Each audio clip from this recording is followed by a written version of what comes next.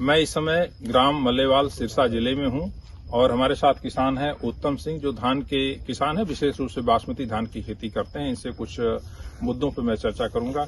उत्तम सिंह जी, आपने धान की खेती कितने क्षेत्रफल में की है? 125 एकड़ में की। 125 एकड़ में की है। और इसमें से कितना रकबा जो है आपका धान की सीधी बिजाई में है और कितना रकबा जो है रोपाई किया है आपने? सीधी बिजाई में 70 एकड़ है। 70 एकड़ में आपने धान की सीधी बिजाई की है।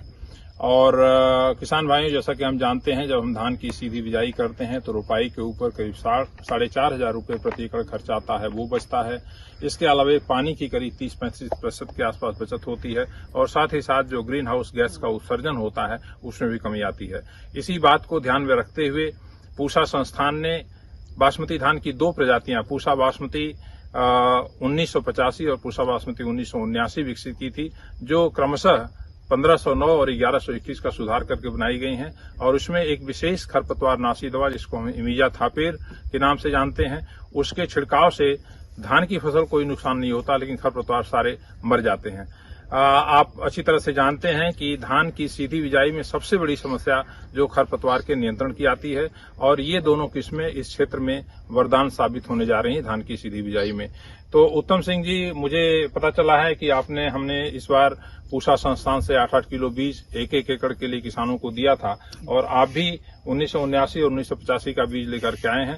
पीछे जो फसल है वो 1979 की फसल है। हाँ जी, 1979। और ये धान की सीधी बिजाई आपने की है। हाँ जी। इसमें कतार से कतार की दूरी कितनी आपने मेंटेन की? 7 इंच। 7 इंच कतार से कतार। और जो पौधे से पौधे की दूरी भी वो भी इतनी है। तो ये कैसे पौधे से पौधे की दूरी कैसे मेंटेन करते हैं? इसके लिए कोई विशेष सीजन का प्रयोग करते हैं? बीबीसी की मशीन है जी। बीबीसी की मशीन से आपने प्रयोग किया है। हाँ जी। तो इससे जो है पौधे से पौधे की दूरी और कतार से कतार की दूरी दोनों बरकरार रहती है। फसल आपकी बहुत अच्छी लग रही है। और इसमें आपने इमिजाथापेर या परसूट का छिड़काव किया था, वो बुआई के कितने दिन बाद किया था? वो लगभग किया था जी हमने 30 दिन के बाद। 30 दिन बाद आपने किया? उगाया थोड़ा घास उगाया था, लेकिन घास आमतौर पे हमारी रिकमेंडेशन ये होती है कि 20 दिन के अंदर इसका छिड़काव हम कर दें। लेकिन आप कह रहे हैं कि अगर घास मान लीजिए देर से आई है या उसके 2 पत्ती की जब अवस्था हो जाती है खरपतवार की, उसमें उसका छिड़काव करते हैं, तो वो 20 से 25 दिन के अंदर आमतौर पर छिड़काव सही समय पे करेंगे तो नियंत्रण बहुत अच्छा होगा। कैसा लगता है आपको उस दवा के छिड़काव से? इसमें खरपतवार का नियंत्रण बहुत अच्छा हुआ है। हाँ जी, बहुत बढ़िया कंट्रोल हुआ है और कोई खरपतवार आपके खेत में नहीं दिख रहा है। फसल भी बहुत अच्छी लग रही है। और धान की सीधी बिजाई में इसमें क्या आपका अनुमान है, इससे कितनी पैदावार आपको मिलेगी? ये तो पहली बार लगाई है जी, बड़ी तौर पर जी। इस पर पहली बार लगाई, लेकिन फसल तो देखते हैं 1121 हमेशा लगाते रहे हैं आप जो है, और ये 1121 का सुधार है। तो इसको फसल को देख के क्या लगता है आपका अनुमान?